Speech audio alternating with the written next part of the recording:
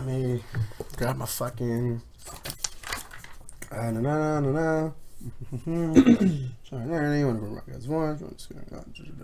right. In 3, 2, 1, and hey, what is going on, you guys? My name is CezrDaPleazr, otherwise known as CDP. Today, this is actually the podcast episode. I want to say 43, maybe 44. I'm not too sure. I'm unprofessional, and it's been a while since I've actually recorded a podcast, just because I've been doing some more personal things, been ready for school, But enough about me. Today, we're going to be talking about this one gentleman here that I have with me, which you'll see on the screen, his little logo. He is probably one of the. How do I put this? This guy has an amazing broadcast voice. If you go listen to his podcast that he does on his channel, it's pretty like legit. I feel like I'm listening to a talk show like in late night and shit. This guy's done a lot of interesting things with his wrestling footage, but he's trying to go in another direction, which we'll be discussing later on in this interview. Please, ladies and gentlemen, help me introduce Mr. Mike Vida. What is going on, guys? Thank you, Caesar, for inviting me onto the show. I really appreciate it, dude. Yeah, man. I mean, we're both doing nothing right now, so we might as well do a podcast, right? We might as well, man. Shoot, as I'm drinking down this Mountain Dew Baja Blast, a plug for this podcast for today. This podcast is brought to you by Baja Blast. So first off, obviously, I just gotta say, happy belated 21st birthday. You know what I mean? Oh, thank you, man. Yeah, man. I hope you had a wonderful birthday. 21 years old. That's something that happens all the time to someone. I mean, generalized, sure, but not to the to the individual. I hope all the shenanigans that you were able to do. What was it? Yesterday or was it today? I'm so confused. At this time of recording. Well, I mean, my 21st birthday was yesterday. Okay, there you go. And I mean, it was pretty good, but unfortunately, it ended on a sad note. My friend I used to work with back at the theater several years ago died in a car accident yesterday. Wow, dude. So that was pretty sad that that happened. She was 19 years old and she has a 3-year-old kid back at home. So Jesus. If you don't mind, like this interview I'll do like a tribute to her for today's show. Sure, dude. It's all good, man. Tribute to anybody that dies in a fucked up situation and leaves a child behind, man. Because that kid's gonna be like mommy, one day. And it's a sad situation whenever somebody loses a parent, man. I know that feel. Yeah. So wow, man. Already starting off in a dark note. Yeah. So, unfortunately, man. But it's all good. Besides that, though, I don't want to really talk about your own personal life like that. But what'd you end up doing for your 21st birthday anyway? It's pretty much what I did yesterday was I skipped class. I slept all day and I woke up and played DayZ with Nate and Ram. And that's pretty much all I did. I didn't go to a bar or a TGI Fridays and try to get one with one of the waitresses. I just sat at home, drank Dr. Pepper Cherry Pepper all day long, and played some good old video games. And that's pretty much all I did. You see, a lot of people, especially like people that are in my personal life. Hell, even me. If I'm 21, I'm gonna go, probably go to the market or like a liquor store that's close by. Probably grab a beer. Be like, this is my first legal beer, and then drink that or whatever. But say. You, Mr. Vida, are straight edge, if I'm correct, right? I am actually. Mm-hmm. Is that because of CM Punk, or is that actually because of your actual personal beliefs? In terms of being straight edge and whatnot, I've been like that throughout my entire life, and I really did not know that there was a name for not doing any drugs, no alcohol consumption, no tobacco usage, and it's pretty much because of what's the people I've seen and my family members alone that have gone down that road in the past, and just from addiction running in my family, I realized that if I just take one drink, if I just take one smoke, or if I just take one puff, it could lead down to many other ones, So it's like one of those things that one drink can change everything for you. And, when CM Punk came, I'm like, wow, I guess this has a name, Straight Edge. It sounds cool. I mean, I don't drink, I don't smoke, I don't do drugs like CM Punk, so I'll label myself as Straight Edge, and I've been going on like that ever since. Now, for people that don't know, you're like, the wrestling world and all that, so Mike here is a big fan of wrestling and everything that's wrestling, so as am I. Although recently the product I'm not really happy with, but that's just my own personal thing. So, you obviously have a lot of your inspirations, I would assume, from wrestling figures, correct? Correct. Of course. Pretty much I've been a fan of wrestling for about almost 11 years now. Wow. Back in 2003, there have been some glimpses where I've seen it, when I was younger, but I never really got hooked into it. Right. And then in 2003, I forgot how I got into it. Like, I guess I got out of the shower one day. My mother had my mother had I think UPN on, and it was the Un-Americans. I think it was Christian, Landstorm, and Test. Wow. And they were talking shit about America, and Christian's like, America sucks. And they're like, yeah, man, America fucking sucks. And I'm like, holy shit, they're talking shit about America. Let's see where this goes. And I kept on watching it, and I saw some great matches. I'm like, wow, this is actually pretty damn good. So I watched SmackDown for a few months. I watched the awesome Kurt Angle versus Brock Lesnar feud, which I still think is one of the best feuds in wrestling history. For sure. So that was one of the best shits on SmackDown. Then of course Zach Allen came in and Brock Lesnar destroyed his ass, and Brock Lesnar destroyed many jobbers' ass on the SmackDown brand. And then I later found out that there's another show. Like I just thought SmackDown was the only show, for wrestling. And then I went on WWE.com one day, and they had a show called Raw. I'm like, wow, The Rock's gonna be on there and all this. So I'm like, you know what? I'll go on Spike TV and watch it, and that's how I became fully hooked to it. Hell yeah, man! I mean, I've come from a family background that in two things. They have been hardcore like fighting game fans of Street Fighter, SNK versus Capcom games, Marvel, and also obviously wrestling. A family kind of stuff. And not like they do wrestling themselves, but they watch a lot of wrestling. So, I was there to see, like, Kane and get the record for, or I don't know if it was Kane or Steve Austin eliminating the most superstars all time. And I know that recently record was broken, but that's been on there for a while. So I see glimpses, and then eventually, branched out. I started seeing SmackDown because it was local, it wasn't on cable, even though now it's not. So, I saw the great, one of my favorite wrestlers, Eddie Guerrero. Funny enough, and weirdly enough, Eddie Guerrero died on the week of my birthday. And I was like, fuck, dude, my, like, motto, you know what I mean, for like, a lot of my years and shit, I was like, Viva la raza and shit, dies in the week that I'm going to become, I think it was like, I don't know, 10, 11, I don't even know, dude, it's been a long time since Eddie Guerrero died, but, yeah, man, fucking, wrestling itself has just been a great thing that's always been in a lot of people's memories, but I don't know about lately, but we don't really need to talk about wrestling, do we? It's going to be more about you. I mean, and the craziest thing too, like he died on my younger niece's birthday, like November 13th. So it was pretty insane, man. Because I was at a friend's birthday party, and we were playing arcade games and shit like that. And then I come home, and I'm like, holy shit, Eddie Guerrero died. And I mean, during that time, like that was during, I think it was a little bit. Well, he was planning on turning back to being a heel character anyway. But like during that time, like I freaking hated his ass, like because he played such a good heel, like Rey Mysterio. And, being a young kid, you're like, oh my God, Rey Mysterio, #1, John Cena, #1, yeah! And I'm like, kick his ass, Rey. And then he dies. I'm like, whoa, that's pretty sad, dude. Because, because that's something that in wrestling that I have not experienced yet. I mean, older fans have experienced, Brian Pillman passing away. And then Owen Hart. And then that was my first glimpse of, wow, like, this guy I watched every week on television, dies. He's gone. I still remember. Very weird. I still remember the last match he had. It was versus Mr. Kennedy, dude. Yep. And that was like a fantastic match. And then here you go, fucking come Sunday, the dude fucking passes away. I'm like, wow, dude, that's pretty sad. But why the fuck are we starting this podcast on a sad note? All right, so like I do with everyone that I've come on here that's a YouTuber, I gotta ask a little bit of the YouTube questions, obviously. Especially for the people that are over here on my channel that don't know what the fuck your kind of YouTube background is, or even some of your newer fans, I would think, Vito. So I'm gonna ask this: what was the first thing that attracted you to YouTube? Was it like somebody that you follow right now? Was it somebody that you just saw a funny video and then you started browsing on the YouTubes? What was it that you first found YouTube originally?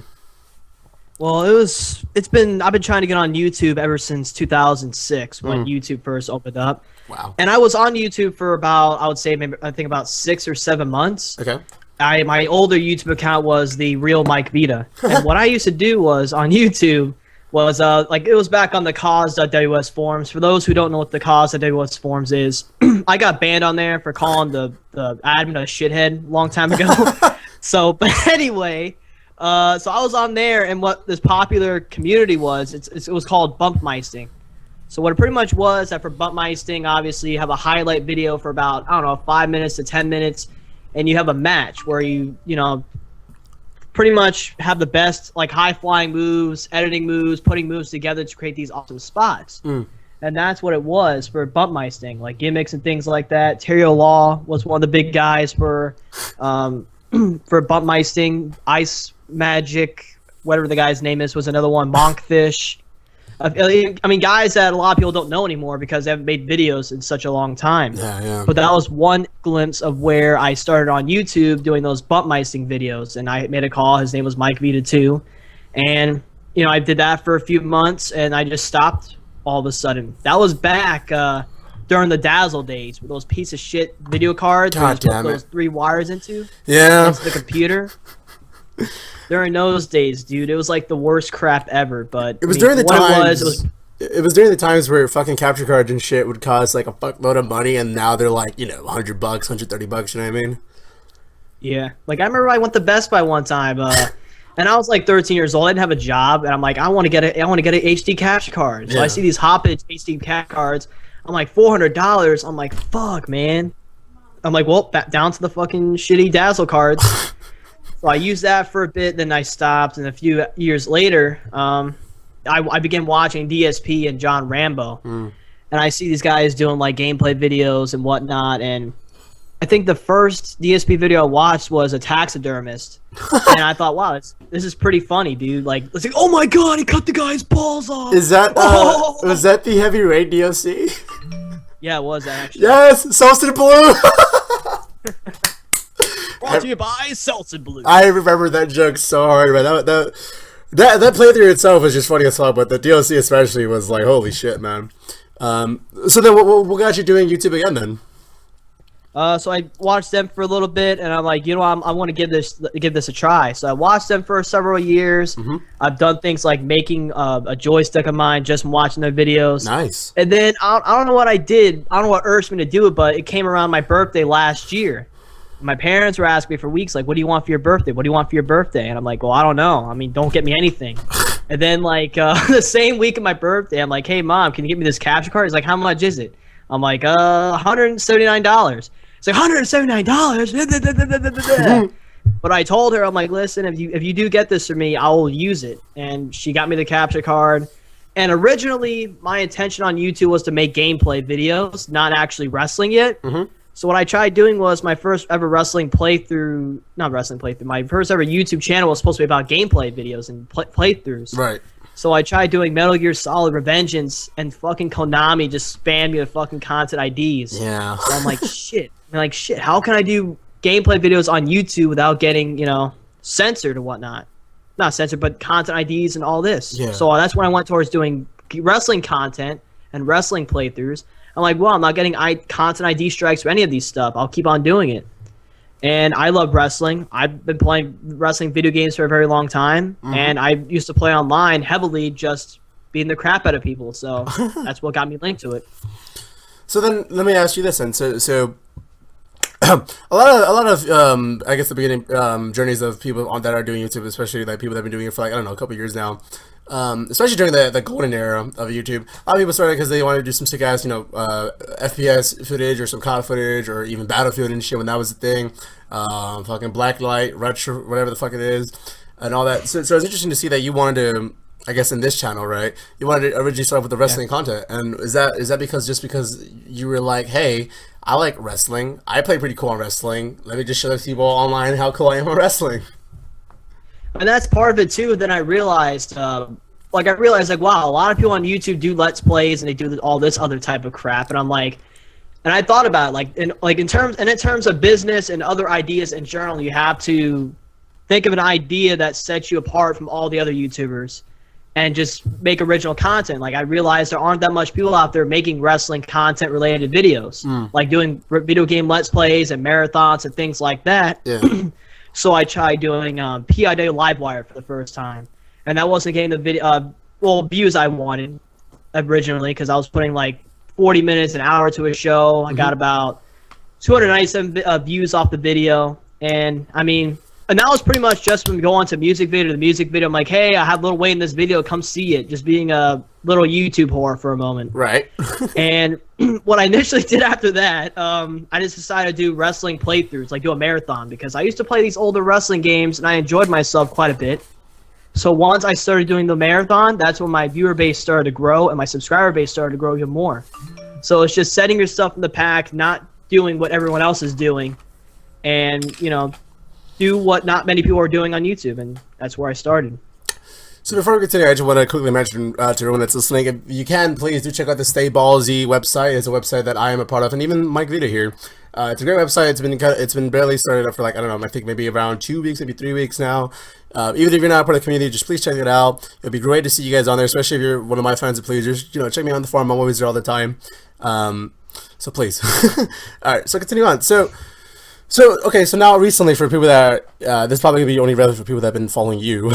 So you've been kind of dealing with a bit of a channel identity. So, and one thing I want to just kind of say is that what you're kind of going through, and I mean kind of, because, you know, you do have a bigger following. Your issue, I guess, is that you don't like the fact that people really aren't watching when you have over 1,000 subscribers. Real quick, so this guy has over 1,000 subscribers, okay? And which is awesome, especially coming from, you know, starting up this wrestling stuff, which, you know, in my mind, I would have never thought that being really a thing, especially during that time of YouTube. And then here you are saying all this stuff. I'm like, wow, this guy fucking did well for himself, because he didn't. And you know what? It really shows that it was the do it your own way. You weren't really following the whole, I don't know, 90% of the gamers on there that were doing. They were really doing, you know, again, FPS kind of games. So for you to go and do the wrestling stuff and then actually succeed with it and gain this much of a subscriber following, and even, you know, casual following right now, view wise, and that's pretty fucking successful. So first off, congratulations for that. Thank you. Secondly, of course. Secondly, so what I've been kind of noticing, you, me, I want to say Rosmus, which people who don't know what that is, Mark Crown, and I want to say Lambit, have all been kind of like, kind of channel identity crisis, man. And I know, again, in your case, it's more about finding something that will drag in more, not attention, but more interactive with your own, I want to say fans, but from the looks of it and what you're saying from your recent Vita podcast, which I forgot the name of it, sorry. No worries, dude. Yeah, that people aren't really necessarily commenting to you. And I was speaking to Lambert about this, or I was speaking about him, just about like us, like the friends that I talked to. So I guess our kind of group, even though I know you talked to a bunch of fucking people because you're fucking famous. I was telling him, like, so, like, Adam, where do you see all of us? And he was saying, like, all right, well, you know, in terms of, like, overall, you know, if you want to consider interaction with the fans and numbers and all that, he was putting me way up there, and I was like, wait, how can you, that doesn't make sense. You're doing much higher than me when it comes to subscribers. You see Nate, he had a bunch, and then he started a new channel. You see Anthony, you see you, of course, over 1,000. Again, congratulations. And I asked him, why do you say that? He was like, well, because you have people that are interacting with you and, you know, giving you actual feedback, even though a lot of them are just basically sucking your dick, which, by the way, thank you for sucking my dick. That's one of the reasons why in his eyes, I was up there, and that's cool. First of all, that's the case. So it's weird to guide how quote successful somebody is doing on the YouTube lines when you look at everything and not just the number wise. And I was talking to Rasmus, again, Mark Crown, about this the other day on Xbox, and I was telling him, I was like, dude, have you heard what's going on with Vida? He was like, yeah, it's crazy. I was like, dude, I would love to have your problems, Mike. I would love to be like, damn, I want to have all these 1,000 people that have chosen to be subscribed to me, and try to figure out what's gonna make more talk to me. So, if anything, you know, I know you mentioned this in your podcast that, you know, some people would say, you know, be appreciative of what you got, but it's true, man. You know, a lot of us, like, I just broke the 100 mark, you know, so yeah, that's a huge fucking thing to me. I know later on it's gonna be like, all right, cool, this is another milestone, but it's not gonna be as big as it was 200. But it's cool to see that when I look at you, when I look at Anthony, Mark, etc., etc., etc., we're like regular people. You know, you got a 9-to-5 job. You know what I mean? You are going to school right now. Even though it is for YouTube, which we'll get into later. You know, the same with me, I'm going to school, and we have this much of a following that the quote outside world doesn't know about. You know what I mean? That's not in their mindset. That's not something that they daily think about on a regular basis. And it's cool that like we have like.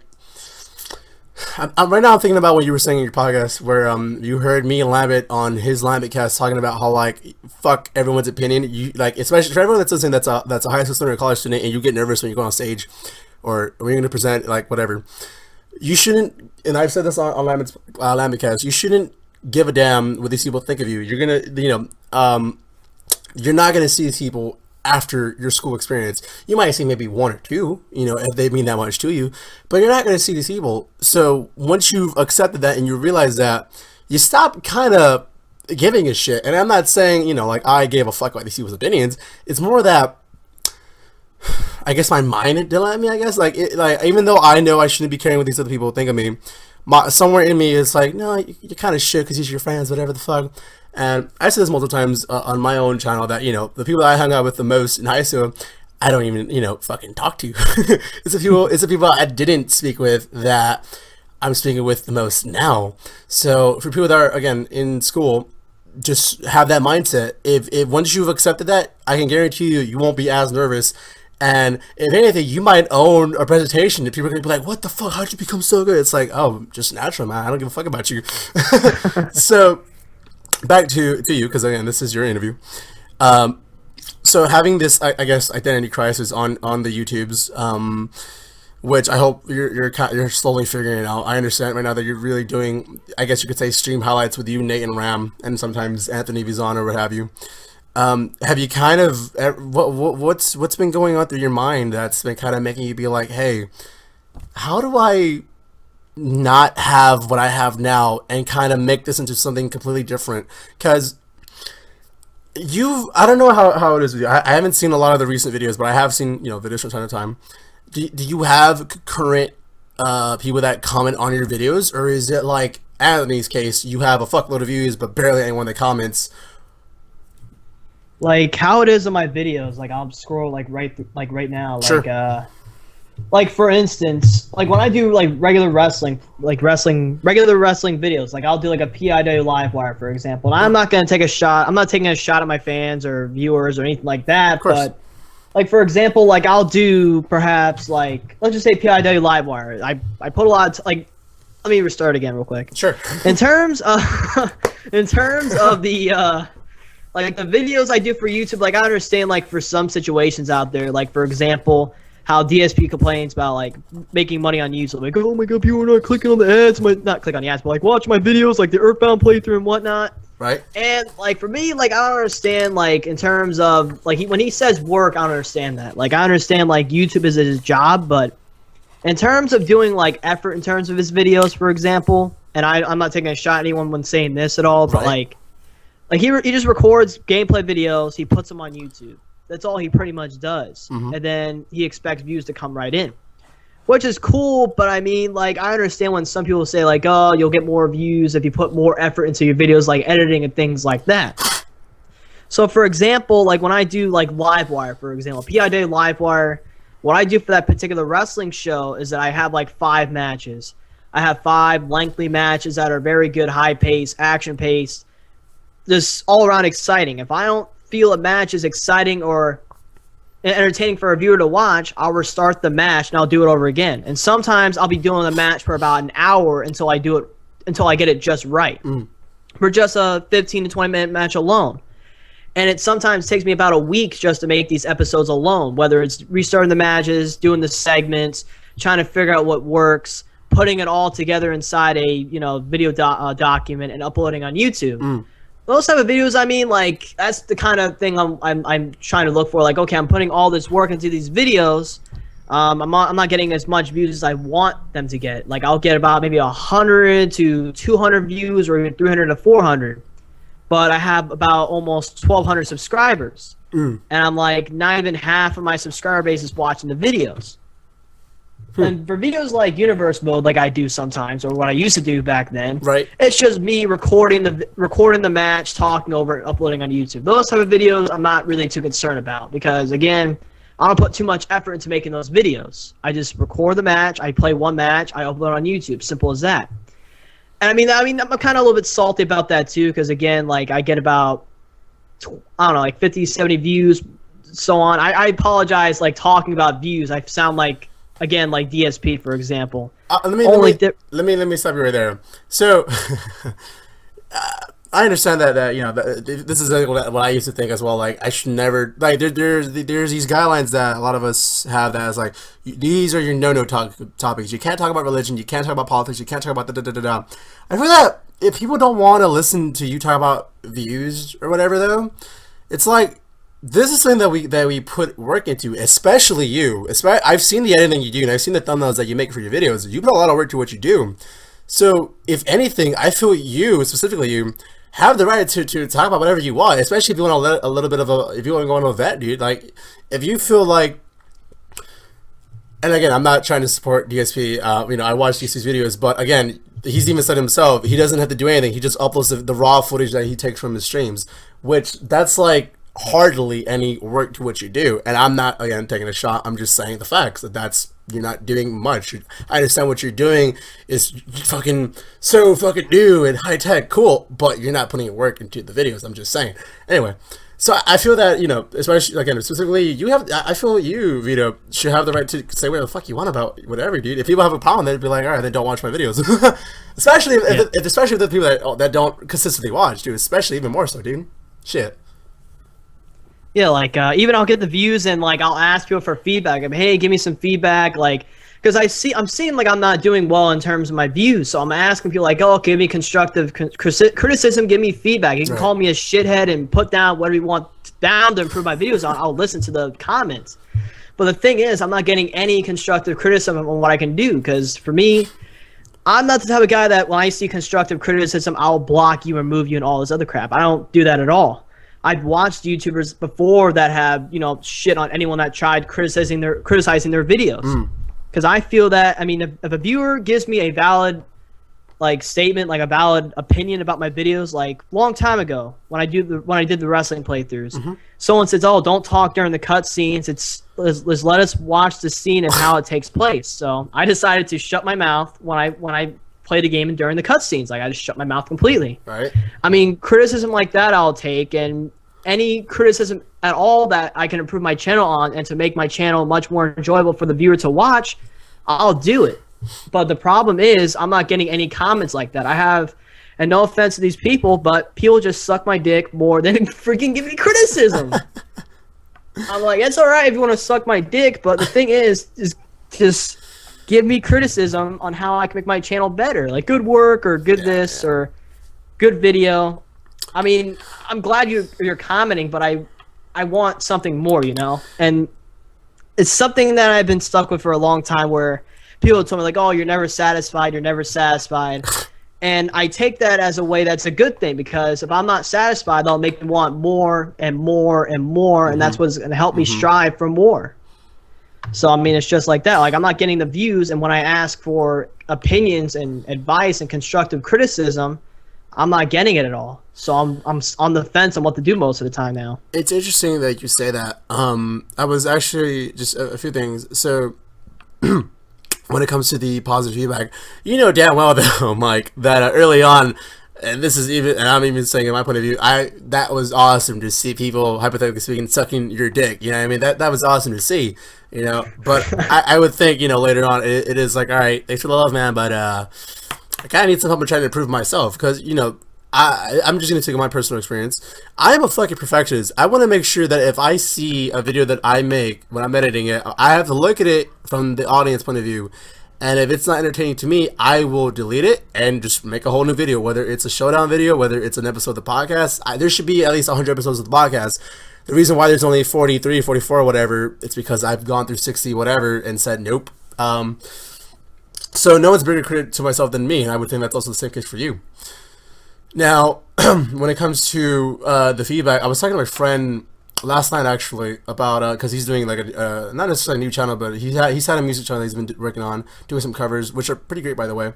And he wasn't really taking it, you know, that too serious, but not recently, because he's been talking to me a lot. He's like, damn, dude, I should do some YouTube stuff too.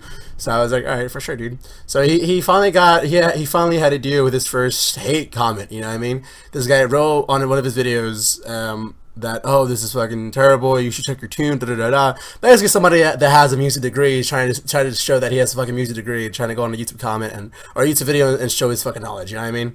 So he was saying all this stuff and da da da da. And my friend is like a very, very like any feedback, positive or negative, will affect him heavy. You know? So he was like, "Fuck, man, I feel like shit. What do I do?" And I was telling him, like, you shouldn't feel that way. You know, this is one guy, you know, trying to show that he's the shit and trying to prove that, yeah, I'm the shit. And I was telling him, you know, there could be many reasons why that dude even wrote that. He could be hating on the fact that here he is. And by the way, he is getting a good number of views. It's almost like Anthony numbers, you know. So that's pretty fucking fantastic considering where I'm at. So he was like, I feel like shit. I'm like, dude, this is one random asshole on the internet, and you're feeling like this, man. You should have let that happen, dude. And I was telling him that how you handle your first hate comment or hater, whatever, that's gonna be how people look at you, you know, for the rest of your quote YouTube career. Whether, you know, you want to respond in a sarcastic manner, whether you want to respond by ignoring it, whether you want to delete it or block them like Phil would do, or whatever. Because, you know, the first way how you handle that, that's how you're gonna handle that every single time that happens to you. And, you know, as a brand, you know, to get more business term wise, as a brand for yourself, if you're known to be somebody, again, I'll put Phil in there. If you're like Phil, or how he used to be, how he used to block haters, even if it was positive feedback or negative constructive criticism, he would block him because it was, you know, talking shit to him, you know, and that shows bad on people. That's why, you know, you and I've seen other people like make fun of Phil or call people Phil for doing that. So, you know, how you handle a hater is going to reflect forever on just yourself and everyone else that saw that. So I was telling him that, you know, however you want to handle it, you know, do it feels right. But just remember that other people are looking, you know. The same way you feel about one random YouTuber, like all that feedback and what you've heard of him, that happens to you too. You know, that happens to me. That happens to you, Lambert, everybody. However you handle that, people are going to think of you like that. So it's interesting to see you here again. So, you know, talking about how, like, you know, you're getting your dick sucked by a lot of fucking people on YouTube, and it's like, that's cool, but I need some feedback. And I don't know how many times you have to deal with haters, Mike, and your experience with that. But, I'll give you sorry for interrupting. I'll give you a few stories on that. Like, every time when someone on YouTube hates me or whatever, I kind of laugh. Like, I remember one of the first hateful comments I have was this guy said, like, "Oh, you sound like you have cum shoved in your like." No, he said you sound like you have cum lodged up your nostrils, and I laughed my fucking ass off when I read that. Like, that's pretty damn good, dude. So I mean, when I read comments like that, I laugh about it. I just leave it how it is. And this one guy, it was about the Xbox One box video I made, and this guy was like, "I hope you eat." Wait, he says, "I hope you eat shit on your birthday, you freaking troll." And I'm like, "You didn't want to win the box?" He's like, "You're the biggest bastard ever. You will never get pussy in your life." And then I'm like, I replied to him saying, "Tell me something I don't know." So when I see comments like that, I always play around with the commenter and, you know, make it a big laugh for me. So I mean, hateful comments, I don't delete them of any kind. I just kill them off with kindness, and that's what you're supposed to do. Yeah, I mean, you know, again, I've had a few instances when that's happened to me, and I'm just like, fuck, I don't give a shit. Why am I gonna waste my time with this fucking ass? So you know, everybody handles their own way. That's perfectly fine. So back to the original conversation after 5 minutes. So what happens if all you get is negative feedback? How would you react to that, Vida? In terms of negative feedback, for me anyway, if I kept on getting those type of comments, I'll just keep making videos. It really doesn't matter to me, because either way, if I get negative people, you know, viewing my videos and commenting on my videos, there has to be someone out there that likes my content that actually enjoys it. So that's pretty much my motivation if I were to get those type of, you know, people viewing my channel. And thankfully, I don't get those type of people all the time. But if I have people that are actually enjoying the channel, like, "Hey, you're doing good, keep up the good work," and comments like that, I'll keep going. Like, for example, like one of my highest viewed videos was my body slam challenge for WWE 2K14. Like, I have a few problems with this too. Like, for instance, I have this guy who's subscribed to my channel, and he always dislikes my shit. There's always one dislike for every video I do. And I remember it was for the body slam video, I had a commenter, and I'm like asking people, like, "Why are you disliking this video?" And the person says, "Oh, I'm disliking your video because you curse." Because I curse, really. We live in a society where nearly every single person curses. Everyone, I know, mostly everyone on YouTube curses. Everyone outside of YouTube curses. Cursing, in my opinion, it's a freedom of expression. Like, it's an emotion. And, I mean, shit, what do you want me supposed to do? Like, if I can't say shit and want me to say, oh, turd monkeys or poo, like, I don't understand. Like, I just feel like people just find a reason to dislike shit on the internet. And for me, I don't dislike videos at all. Like, if I don't like a video, I'll just go to the next one. And simple as that. Or if I passionately hate a video, I'll pretty much state in the description or the comment section why I don't like the video and how they can improve on it. Not be like, oh, I hate your fucking video because you fucking curse. And then dislike, goodbye. No, man, like, if you're going to dislike my video, actually dislike it for a valid reason aside from that crap. Or, or even, I mean, that's fine, but, like, maybe I'll take this comment into consideration. Like, oh, I mean, I don't like your video too much because you curse. Maybe you can tone down some of the language somewhat and I'll be able to enjoy it more. I mean, that's fine. I'll take that into consideration. But like, now, you curse, dislike, fuck you. And I'm like, whatever, dude. Yeah. Well, first off, before we go into that, this podcast has been brought to you by Mike Vida's Xbox One box giveaway. Please check that out. It'll be in the description. Win yourself an Xbox One box signed by Mike Vida for an extra $100. And the funny thing is now, I pretty much erased the underscore, so it looks like happy birthday giveaway Xbox One. How can you win one? So anyone that clicks on that video, they'll be thinking they're going to be entering for a chance to win a free Xbox One. But really, when they watch more inside the video, they find out they're going to win the box instead. So I pretty much made that video just to troll some people out there. Listen, that box looks cool, and I want that fucking box. All right, I want to find your MySpace. I want to find you on Friendster. I'm gonna do all that so I can get it. It's a nice fucking box, man.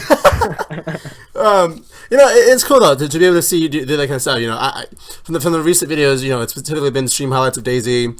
Again, your recent one, your podcast that you had up there.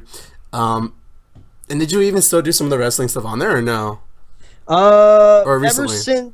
Ever since I got my gaming PC, I've stayed away from consoles because, like, I didn't think I would ever be. I don't think like, in my lifetime, I never thought I'd be away from console gaming. But as soon as I got my gaming PC last month, I've stayed away from mostly console gaming until Fable Anniversary Edition came out, which I had to conclude, unfortunately, because my Xbox 360 died. Wow, yeah, dude. It sucks. I tried contacting Xbox customer support. I tried to nickel and dime them by maybe providing me, you know, a free Xbox if I, you know, a swappable. But unfortunately, I have to pay $80 to get it repaired, and I really don't want to buy a new one because, again, I just bought an Xbox One, I just bought a PS4, and I just bought a expensive gaming PC. Fuck. So, I mean, I don't want to spend too much money now. So, yeah, ever since I got the gaming PC, I haven't really been posting videos as of late of, you know, wrestling related content. And for my Taco Bell update, which I just uploaded a few, I think an hour ago. Sure. I pretty much posted what I was going to do. And what I'm pretty much going to state right now, you heard it second on Cezr's podcast. What I'm going to be doing is I'm going to be doing a viewer's choice for previous playthroughs that I've done on YouTube. So, for example, like I've done the marathon for the SmackDown games last year when I first started. So, I'm going to be replaying Shut Your Mouth and Here Comes the Pain. Sweet. And what I'm going to be doing, I'm going to be doing viewer's choice. So, I'm going to make a video probably tonight or tomorrow, and you guys post who you want me to play as. So, how it's going to be done, I'm going to be doing the randomizer thing where I pick a number from comment number 1 to comment number 40 or 50. And whichever comment number it lands on, I'll be that person for story mode. And that's how it's going to be. Oh, wow. So I'm going to be doing a playthrough of that and doing some wrestling-related content until I get my 360 back. So at the same time, it gives me something to do, and it gives the viewers something to watch instead of not posting anything for 2 weeks. And I know DayZ is not really a thing that most people want to watch because it's just, I mean, again, they subscribe to my YouTube channel to watch wrestling-related content, not DayZ or Fable. And I had this one guy, his name was MathWiz97X, and he commented, like, if your channel, you establish yourself as a wrestling-related channel. If you try going towards regular gameplay content, you're pretty much starting from the bottom again. What? And that is kind of true in a way, because when I first went on YouTube, all the people have been subscribing to me for wrestling game content, like Shut Your Mouth, for Here Comes the Pain, for WWE 2K14, and that's where I got a massive load of subscribers back in the fall because they watched my WWE 2K14 playthrough. So those guys subscribed to my channel for wrestling content, but not actual gameplay videos. So when I do Fable, when I do DayZ, they're not really interested in that. They want to see wrestling content.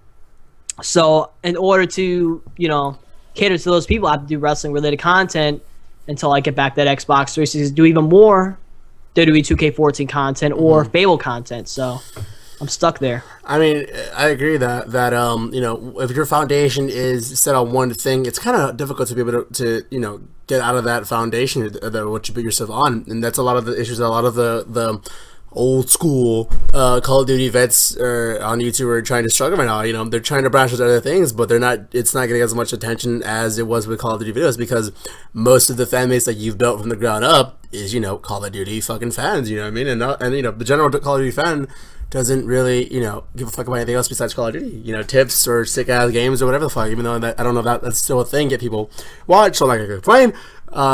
So I can see how it would be weird for someone that built up a wrestling fan base, quote unquote, to do like DayZ and other stuff like that. But if they're only there for the wrestling content, I think I wrote this on your video as a comment. If they're only there for wrestling videos, fuck them, dude. They have listen. This is YouTube.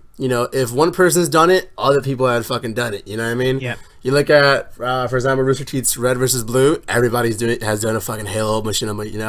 You look at anyone that does a Pokemon Let's Play. There's somebody else has done that. Wrestling, the same case. So the people that are there for you, Mike, and not everything else, then fucking they'll watch whatever, man, and they'll continue to support you for whatever you upload. Look at my fucking channel, dude. You think look at my channel. I've done like 5 Let's Plays in like a month, and I quit like all of them. Yeah. So just put that into hindsight, I guess you could say, or whatever the fucking word is. So to move on. So I said recently earlier that you are going to school again, and I say again because I don't know your situation. So I was listening to your podcast, which is the Insert Name Here podcast, because I freaking forgot.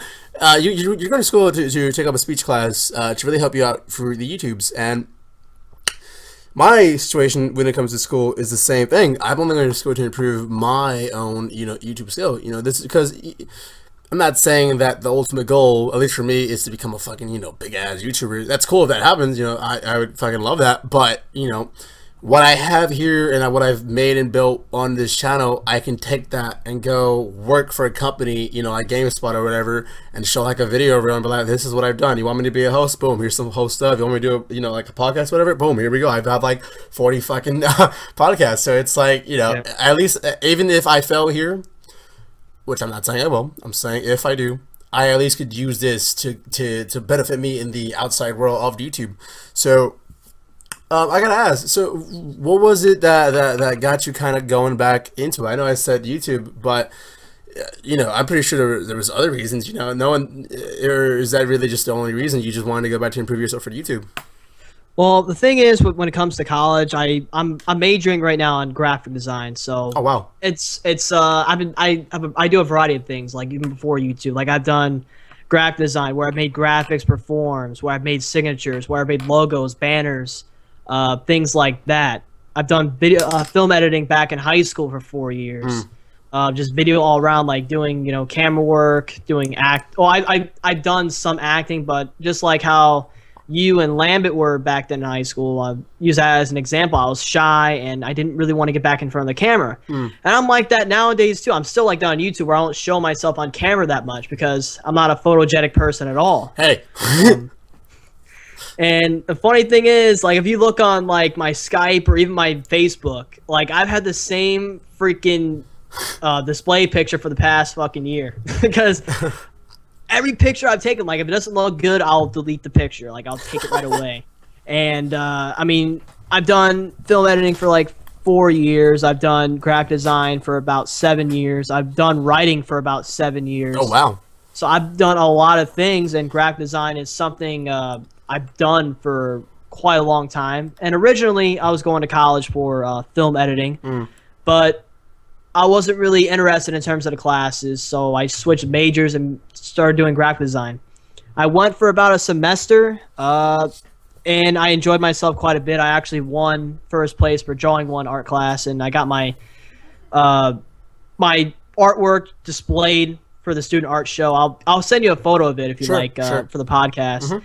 It's actually pretty weird because it could be many things. It's an illumination. Like if you have it horizontal, it'll look like one thing. If you have it this way, it'll look like another thing, and it's pretty weird. It looked like a 5-year-old drew it, but at the same time, like we were just testing. Like, all right, the teacher was like, all right, test your materials and do what you can. And I made what I made, and somehow I won first place for drawing one. And I'm like, wow, pretty damn awesome. Yeah. And during that time, like another reason why is during that time too, I quit my first job back at the theater because my management was a freaking hellhole at that theater. Like the management, and thing is, it's funny because I watch wrestling. I'm like, wow, it's like a freaking storyline where I'm rebelling against this management who treats us all like shit. I'm rebelling against them. They treat me like shit. They try to bring me down. I prove to them why I'm one of the best guys there. And I've had meetings like that before where I wanted to become a manager, and my boss tells me, no, we're going to make this guy a manager. And this is the excuse the guy gives me, my old manager, my old boss. This guy here, Cedric, his father's a cop, so he knows leadership. What? I'm like, what? Yeah, exactly. Like, I get that type of shit all the time back then. Like, I was a supervisor. They'll have a supervisor meeting with all the supervisors, and they'll have their little 5-minute skit where they talk shit to me in front of everyone else. And I had another meeting, my last meeting with them, because there's this girl I worked with. I went out with her for about a couple weeks or whatever. It ended on a bad note. Okay. She was the work slut. Long story short, I called her a certain name to other people, and some person told her, then she told a manager, and shit hit the fan. So what happened was they were like, all right, we're going to have a 2-week, we're going to have an evaluation on your employment here. Don't work today. Come home. They told me to clock out today. Don't come in the next day. Come back on Thursday for a meeting based on your evaluation as an employee. I'm like, all right. So I go home. I write my 2 weeks notice. I come back an hour later. I'm like, here you go. And I applied at Best Buy the next day. And I got the job in 11 days. So, so with that job, it has some relation to as why I left college then. Last week of the college semester, I asked out these 2 girls, 2 different classes. Both extremely hot, by the way. Right. Problem is, I can't read signs worth of shit, and the thing with me too is that I'm always too late to go for the move, and I got friend zoned twice, so I was a little bit bummed out by that. And pretty much I attended another semester in the spring. Everything went well with that, and then I'm like, you know what? I'm pretty much gonna call a break for college and try to make more money at Best Buy. Mm-hmm. So I worked for a little bit. Things started to go downhill from there for a little while. I talked to my manager about things like why I'm pissed off about this situation, how this person's getting all the credit when she doesn't do shit at her job and I do a lot more. Shit like that. But, yeah, I've been there. and now I'm pretty much at a smooth point where I got a vacation this week. I'm able to recharge. And I figure that, if I have school, I don't have to worry about work all that much. Right.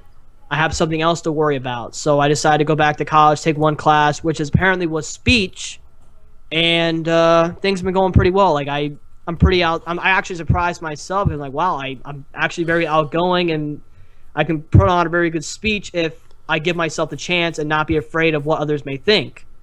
So one line I made, we had like a team, we were in a group and we had this presentation, like we learned like interference. Yeah.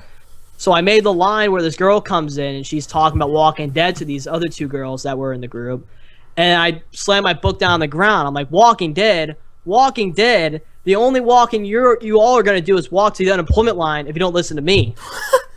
I laid that down for the speech presentation. Everyone enjoyed it, and like they kept on talking about, I quit, and went back, and everyone and they enjoyed it a lot, And the thing that I tried remembering the most is that what you and Lambert said, like, you're in college, you're in school, after this semester, you're not going to be seeing these people again, or you're going to be, you'll probably see 1 or 2 there and there, but at the end of the day, you're only going to see these people twice a week, then you're going to go home. Mm-hmm. And that's what I used, and it worked out pretty well. I was in a music history class my last semester, just because I was interested in music history. You know, I'm a big music nut, so that's just me. And the last presentation that I had, it was a group presentation. I had two other people that I was kind of cool with. It was some girl from Africa and a guy that was like Filipino or some shit. And we had to present about like, fuck, do I remember the presentation? We had to present about like something, like a play or whatever that was like, it was weird, man. So for example, all right, I'll explain the play a little bit. So you know the Goldilocks story, right? Or not the Goldilocks, the Little Red Riding Hood story? Yeah. So their version of it was Little Red Riding Hood got raped by the motherfucking wolf. What? It was a weird play, man, and it had like Jack and the Beanstalk in there, Sleeping Beauty, no, not Sleeping Beauty, Cinderella in the folklore. It was a weird fucking play, and we had to talk about the music side of things and whatnot. So I remember my own fucking, you know, because I'm the kind of guy I can give anybody information when it comes to relationships, YouTube, business, whatever. But up until recently, I never really took my own advice, which it's like, how can you give other people advice when you don't even take your own advice? So I did that for once, and in order to like, and I had a class early in the morning, and I hate mornings. So I was a little bit like, whatever the fuck. I was listening to Eminem's Rap God on his recent album, and I got pumped. I was like, yeah, let's fucking do this. So we're going class, and this is already like an hour or like an hour and a half, and everyone's already kind of quiet down. Everyone's tired. They're just ready to leave and end the semester. And our group goes up. Everyone was just like, oh, you know, especially when you're last and it's like the end of the semester. If people don't give a shit, they just want you to end it. So the first we go, it's fucking. I'm not gonna talk shit, but it sucked. And then I come up and I just come in full of energy, bursting. People got energetic. People were like, oh, this is awesome. And people were like, even my professor was like, how come we never saw this you? How come we were always quiet and now here you are being I'm like, because I just didn't care at this point, man. And it just goes to show that, you know, if you have enough confidence and you it can't be from other things. You got to build up your own confidence, man. I can tell, like, for example, if you become sad one day, Mike, and you feel like shit and you have a shitty self esteem, I forgot the word is, I can tell you all kinds of shit to make you feel better, but if you don't feel better, oh well. And, you know, that's a lot of people that I've come to encounter with in my life. So really, you can only, you know, boost your own confidence. You're the only person that can make you feel better, and that's just how I view things. So yeah, it's just crazy to see how, especially I tweeted this like a few months ago that YouTube has really fucking changed how I was in school compared from high school to now. And as you said, when I was on Lambitcast, for Lambit, we were quiet motherfuckers, dude. You know what I mean? I would rarely like speak to people, and it's not like I, you know, just didn't want to talk to people. They're just like, fuck you. I was around people that like, let me put it to this perspective. So if I asked you a question and I didn't give a shit about what you said, I just wanted to talk about a story that was with the question I asked you, right? Yeah. Basically, people that just didn't give a fuck about what I had to say, in my opinion. So I was like, you know what, fuck it. You don't give a shit what I gotta tell you. What I gotta tell you, so fuck you. I'm gonna go do my own thing. I'm gonna go chill in the library, read some books. I don't give a fuck. Fuck it. I'll be a loner. Why not, dude? Fucking. I could rant about high school all day, but it's just weird to see, like, especially with YouTube, especially with the emerging community. Which, by the way, you should check out the Stay Ballsy website at stayballsy.probors.com. You should check the description. Watching just John Ramble and you know, just staying ballsy and like really stop taking shit from other people and just be your own person, you know what I mean? And you know, adapting that to my own personal quote career, it's like I've really become a weird, like, outgoing, like, I can talk to a bunch of people if I have to. I can bullshit for 2 minutes talking about something I have no idea about, just because, you know, in YouTube, I've learned to be able to go on a 10-minute video talking about whatever comes to my mind. And that's a great skill to have, especially if, like, you're, for example, in the business world and you have to go to a presentation as a CEO or whatever, and all you're doing is just talking until they're ready to show the thing. I can just do it. It doesn't matter what it is. And again, just to advise for people that have issues with that, just do it, man. You should not care that much about what these people are gonna have their opinions on you. Even more so when it's just college, especially community college, which is my situation. Like, why do you give a shit about these people? Like, the chance of you seeing them like at work or whatever is like, I don't know, 1 in a million. So why should that like distract you from doing good? The only thing that's going to happen if you're nervous is you're going to ruin your own score, your own presentation or whatever, you know. So Exactly. yeah, so that was a tangent. So I gotta say something, Mike, too. Just kind of, I guess, fan out. You have an amazing voice for podcasting and for radio, dude. I was listening to the intro of the again the recent podcast that you had. I was like, this motherfucker is so fucking polished. How the fuck can I become like this guy? And I gotta ask, man, how did you like acquire that? Is it just from watching wrestling, dude, or what? I don't know. Like and it was funny too because I did during TV and film I did a semester of radio. Oh and wow, okay. It was one of those things like I wasn't really into radio that much because again like back then like I'll tell you what, Caesar, man. Okay.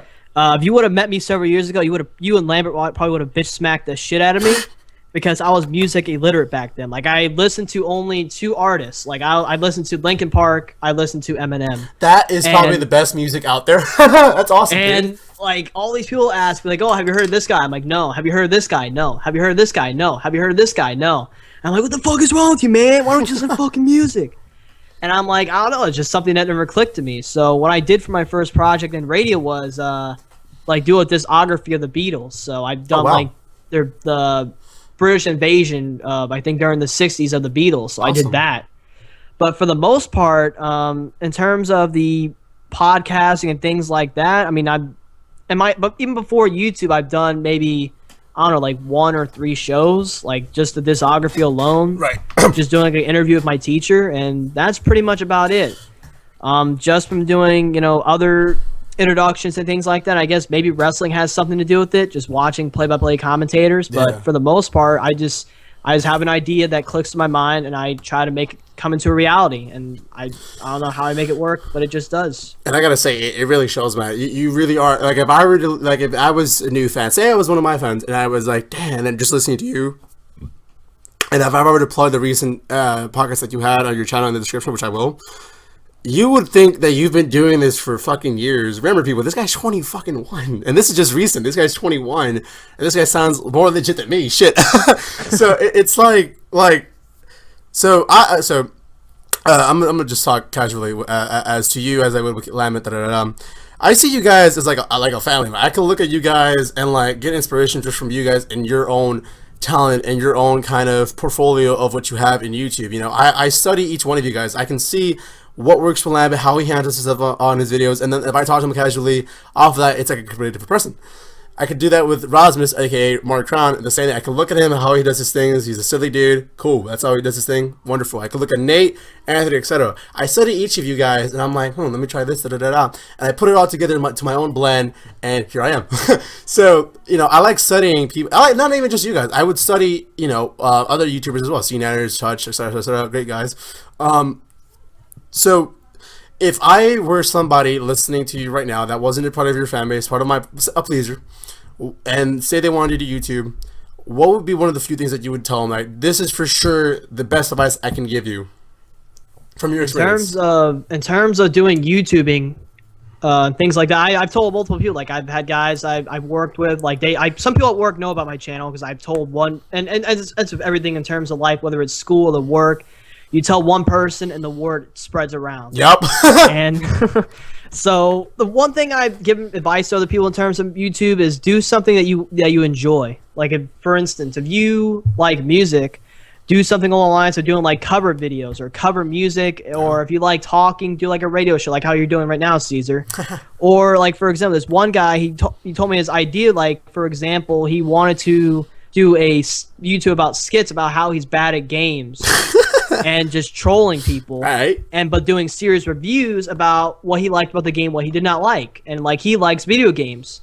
And I'm like, do something you enjoy. Like, I enjoy wrestling. I've done it for 10 years. Yeah. I enjoy video games. I just took 2 things and put them into one. So like, if you like music, do that. If you're a passionate guy about movies and you want to critique, do that.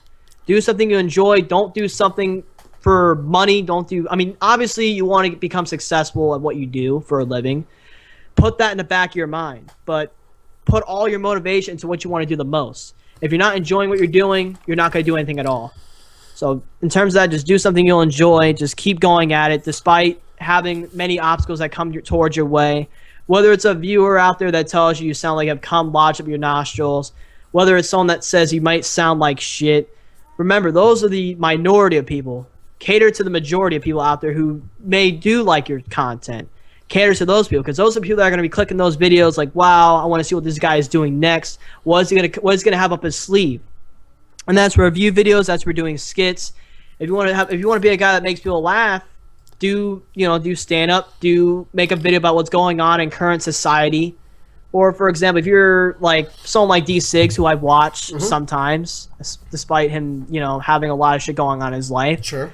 He does various things, like he does like Sigiscation, where he teaches people like life experiences, or he does the D6 vlogs where he showcases his life. If you, like, for example, like, I want people to know what's been going on in my life and give them my insight on what's been going on. Make vlog videos. If your life is very interesting and entertaining and you have a lot of stuff going, and you want to let people know, do it. Get a camcorder, record yourself doing stuff. Just various things. Just do what you feel is entertaining. Do what you feel is more enjoyable for you to do. And don't primarily do it for success, because if you do it for success and you're not getting the success that you want, you're not going to be doing it anymore. You're not going to do it any longer. And if you're just doing this for money, if you're just doing this as a way to get income, it can be even more stressful, because you're like, I need this money, man. I need to pay for my rent. I need to pay for my bills and all this. And if you focus on that initially, you're just going to be burying yourself, and your fan base is going to be burying you, and they're going to click on other videos. So I know I can't stress this enough, but do what you enjoy, despite what some people may think of you. Just keep going. Just keep walking forward. Just overcome all the bullshit. Just overcome all the bullshit and keep going forward at what you're doing. And that's pretty much all I can give. Just, if you have an idea, put it out there. Let people know what you have up your sleeve and what you have in your mind, and let it flow.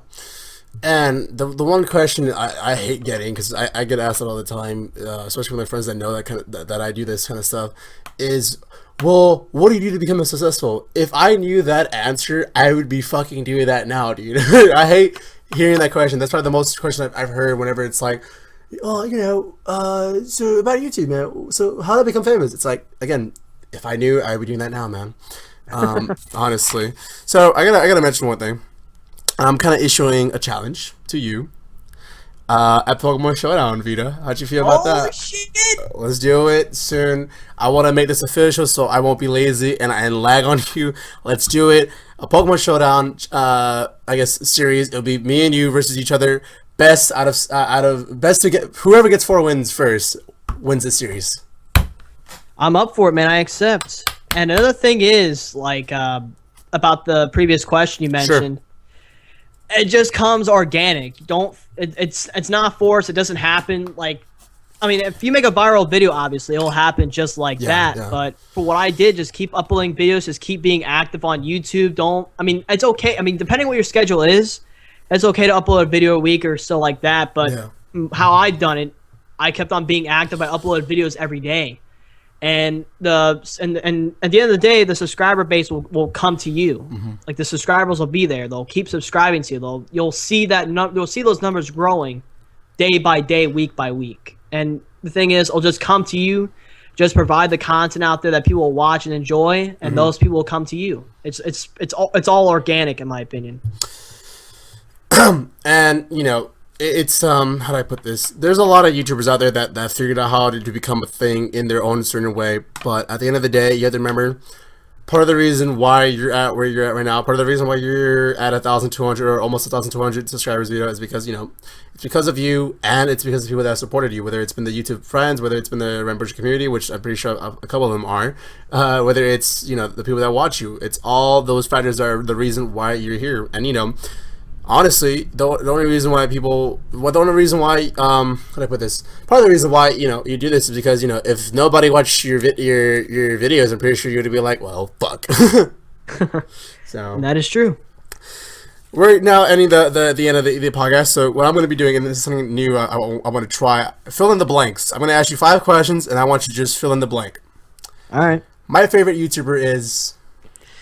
It's a tough one. Because I if it was about a year ago, I would say DSP or Rambo. But my favorite YouTuber right now that I've been watching, I've watched as of late. Sure. I'll just say it's Lambit because, I mean, when I watch Lambit's videos, like every video he puts out, whether it's Pokemon or even Oblivion that he's been doing as of late too, I just click his videos and I'm always entertained by what he puts out. So my favorite YouTuber right now is going to be Lambit Productions. He's going to talk so much shit to me once he says that. God damn it. The first thing I think of in the morning is... and I want to add to that, actually. The first thing I think of and do in the morning is... I think of at the morning how the day is going to go and how can I get through this day of work or even school for that matter. I wish I could say a better entertaining answer, but I mean that's how it is. Like I wake up like, all right, what am I going to do today and how am I going to get through this day? Whether it's having an 8-hour shift or a 9-hour shift, but that's pretty much all it is. Or if I'm off, I'm like, all right, what can I do more on YouTube and what am I going to play today? And the second part to that question, what's the first thing you do in the morning? The first thing I do is probably take a shower, brush my teeth, then go play games. You know, it all circles back to the shower, right? The best video I've made is, and by I mean you. So, I mean that's something I never actually thought about. Actually, okay. In terms of the best video I've made, really, if it's too much of an issue, what is the best video for somebody to watch if they've never heard of you or this is the first time they're seeing you? That's even a tougher one. it's something I've never actually thought about. But I mean, the best answer I can give you really is if you want to see what represents me as a YouTuber, definitely watch my WWE 2K14 playthrough of 30 years of WrestleMania. Because not only am I going to provide entertainment for you, but I'm also going to provide maybe a little bit of a history lesson of what I've experienced during this time. And not only that, but you'll also learn what has happened throughout WrestleMania and throughout the WWE as a whole. Like if you watch Goldberg versus Brock Lesnar, you'll know it's even though this match could have had potential to be great, it turned out to be one of the shittiest of all time.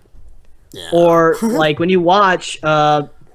Like my favorite wrestler of all time is going to be Shawn Michaels, without a shadow of a doubt. Like nice. I think the dude is fucking awesome. And like not only will you hear my opinion, you'll hear opinions about who I like, who I don't like, my perspective on things, but you'll get a history lesson about, okay, why is this match so fantastic? What has made this a match to be talked about for years to come? And the best example I can give is probably the WWE 2K14 30 years of WrestleMania playthrough. All right. That's a good answer, dude. Fuck. I hate it when people...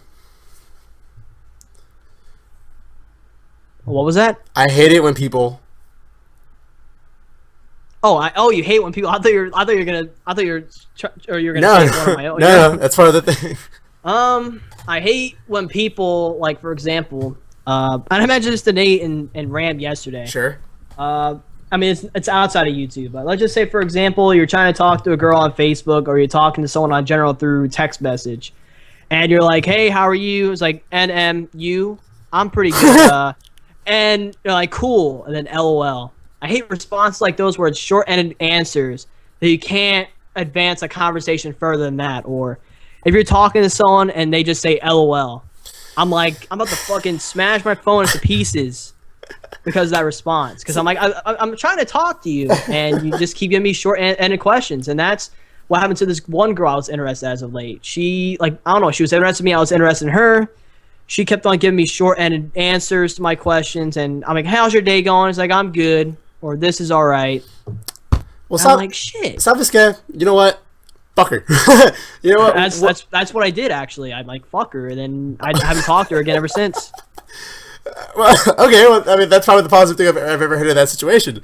But to everyone else, if that happens, fucking move the fuck on, dude. Don't you ever stick with a situation where it's just not gonna happen. Just move the fuck on, and you're gonna be so much easier, dude. There's so many guys I know that are in school, like they are crushing on a girl, and it's like she doesn't even like give a fuck. You know what I mean? Like she's not even interested at all, and it's just sad to see, man. As a bro.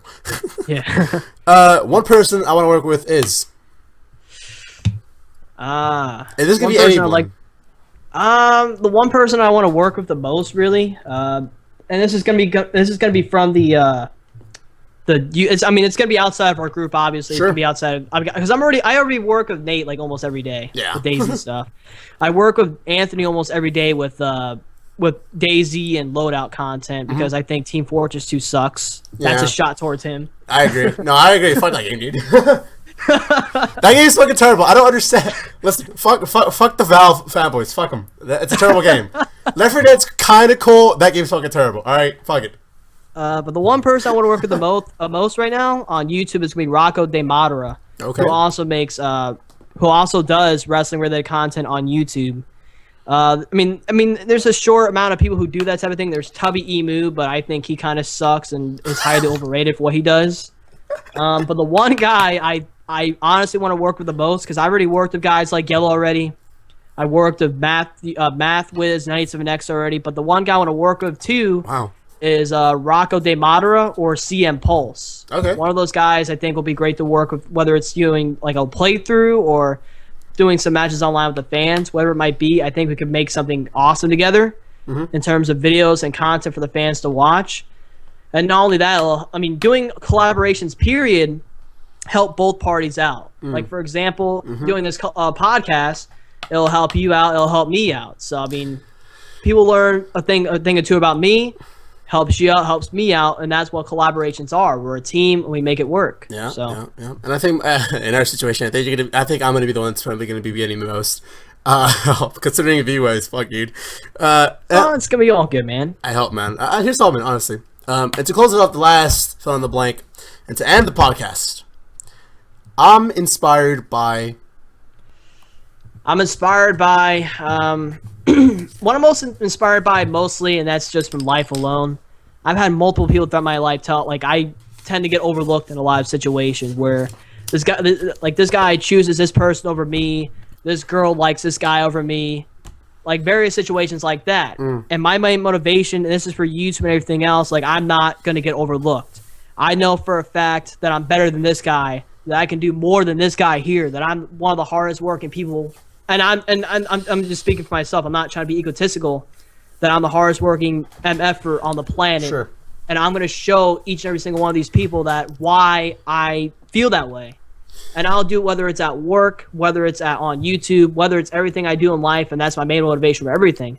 If you want to overlook me for someone else, I'm gonna prove you dead wrong. And just doubters, just people who don't think I can don't think I can go this high up in terms of what I can do on YouTube or anything in life. That's my inspiration. That's my motivation to prove them wrong and show them, wow, I'm wrong about this guy. I cannot believe I thought this guy would be this big, and this guy ended up overshadowing him. Or this girl's like, wow, this guy is such a douche. I should have picked Vida over him. Just shit like that. Like, that's my motivation. Is I've been overlooked in various situations throughout my entire life, and my main motivation is to become successful, whether it's on YouTube or anything I do in life, whether it's being on magazine covers or the face of YouTube or the face of wrestling or the face of wrestling video games on YouTube. I want people to look at me and say, wow, I shouldn't have doubted this guy. And that's my main motivation for everything. I know I said I wanted to end the podcast, but just I don't know. I felt kind of thing I need to tell you. You know, this is probably one of my favorite podcasts that I've done. I'm not saying it is the favorite. I don't want to discourage anybody. It's one of my favorite ones that I've done. It went. How do I put this? So I've had instances in the podcast where I've had a person on, and you know, it's just random shit. It's not necessarily something that's interesting. And what I want to kind of do with my podcast and kind of make its brand become, though, it's more of a not necessarily like just pure serious. You know what I mean? But I wanted to take a more professional manner. You know, I'm trying to become a more legitimized YouTuber, and you know, when I see again, you know, like you, especially John Rambo, Lambert, Anthony, Nate, etc., who put a lot of hard work into their videos and into their content, it inspires me to be like, all right, I gotta make sure I step it up so that the same way I'm looking at them, they look at me. You know, so if I think you're the shit at podcasting, I want one day for you to be like, yo, man, that dude's the shit at podcasting. You know what I mean? You know, and you know, and a lot of people might, I know a lot of people might think this, you know, a lot of people are like, when I say that kind of stuff, when I talk about you guys like that, when I'm like, you know, I want to one day pass you guys, it's not like a shot, it's not like I hate you guys or anything, it's that you guys are so awesome and like on another milestone and level to me, that I want to at least one day be to that level. You know, I want to be up there with Lamed, and then move up there with CyberDemon, John, you, Nate, da da da da. I want to move up and keep climbing the ladder, and that's one of the things that motivates me to keep doing YouTube. You know, especially because I become good friends with you guys. Especially you, I've had multiple discussions with you over Twitter direct messages, and it's been great, you know. And and to a lot of people that listen to my channel, I've noticed that a lot of people are, even some friends of mine, that are YouTubers or new YouTubers, and it's always discouraging and sad to see whenever somebody quits just because it's, you know, it's like they're basically being pushed into a corner, and it's like, fuck, what do I do, and da da da da.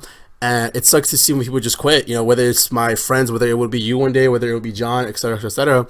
You know, never, you know, quit, man, because you never know what could happen. You never know if one day you make a video that's like magic, you're not going to be set for fucking ever. It's going to go viral. So, you know, I hope people that listen to this, you know, look at Vida, you know, a guy, you, that started not even the more traditional way as it were on YouTube, and look how it's done for you. You know, I understand you have your own issues going on with the channel, but you know, those are issues that are like, a lot of people would be like, man, I wish I had that shit, like I said earlier. And you know, again, just, you never know what can work. If you have an idea, do it. As Vida just said, just fucking do it.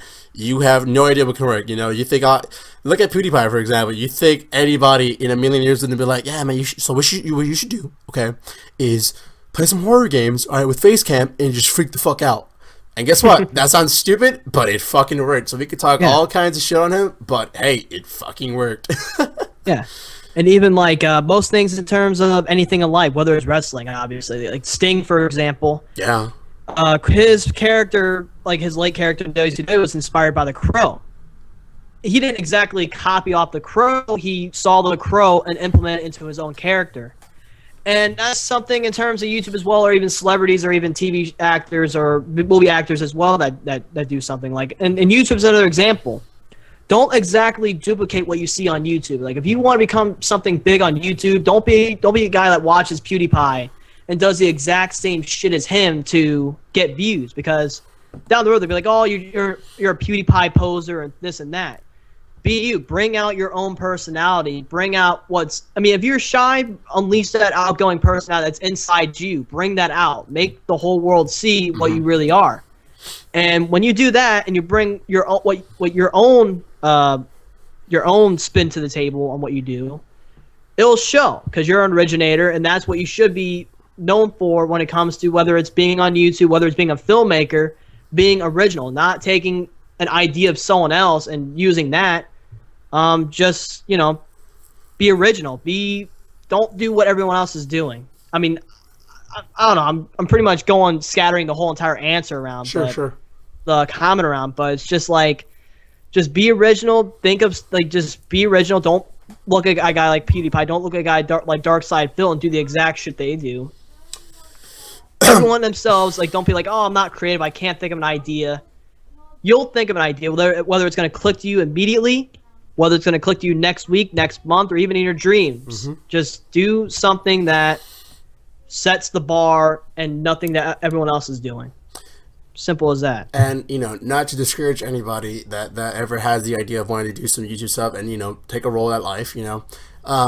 Being a YouTuber is a tough thing. I've had multiple days, weeks, hell, months of, like, staying up late to get a video uploaded, staying up late to do editing, and you know, as you progress in YouTube, and I've seen this because I've been around since fucking 08, again, the old golden age.